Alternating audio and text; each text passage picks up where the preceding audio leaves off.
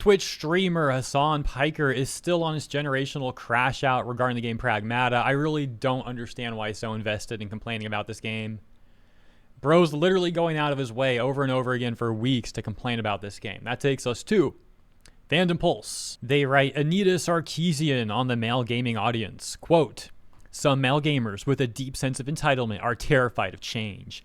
They believe games should continue to cater exclusively to young heterosexual men with ever more extreme virtual power fantasies. Yeah, okay, Anita. Wow, the most cliche feminist talking points you could ever imagine. How original. Her opinion on anything means literally nothing to me. I put zero value on it. Let alone her opinion on video games. Even more so is she out of touch. But of course, the games media tried to prop her up for years and years and years because of course they would. Takes us to Hasan Piker, who says, in response to that quote from Fandom Pulse, Gamer gators in 2026 need to be put in re-education centers that we'll call vocational training centers to the foreign press.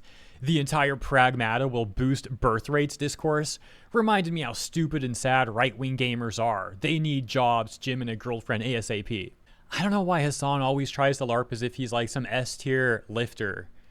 In proportion to his body weight for his size, from what I've seen, I'm not impressed by his lifts. Now, normally I would never criticize someone's lifts like this, but when they're literally the instigator and they're like insulting other people in relation to working out, then I think it's fair game at that point.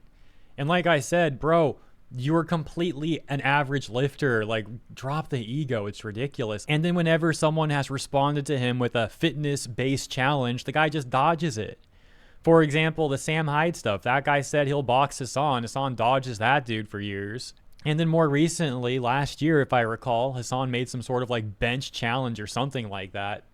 Tectone responded saying like he'll prove that he can outbench Hasan.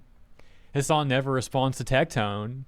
This guy will have like all sort of like tough talk, but when someone actually is like, okay, let's see if you're more than words, he just never backs it up.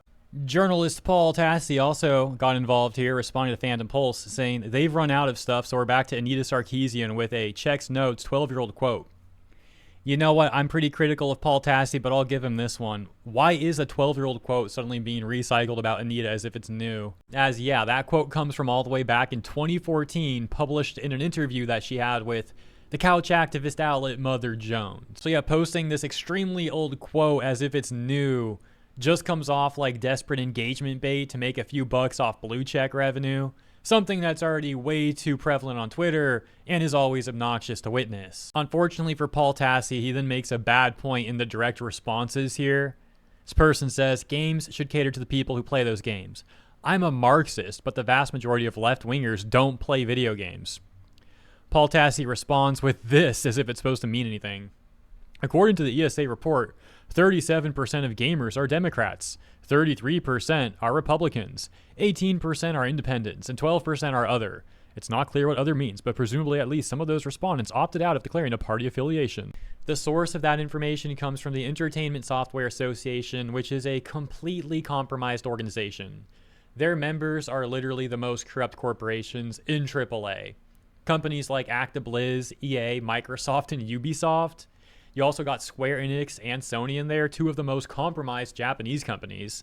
Notorious asset management firm BlackRock also owns around 9% of Sony and 1.5% of Square Enix, both of which are significant positions.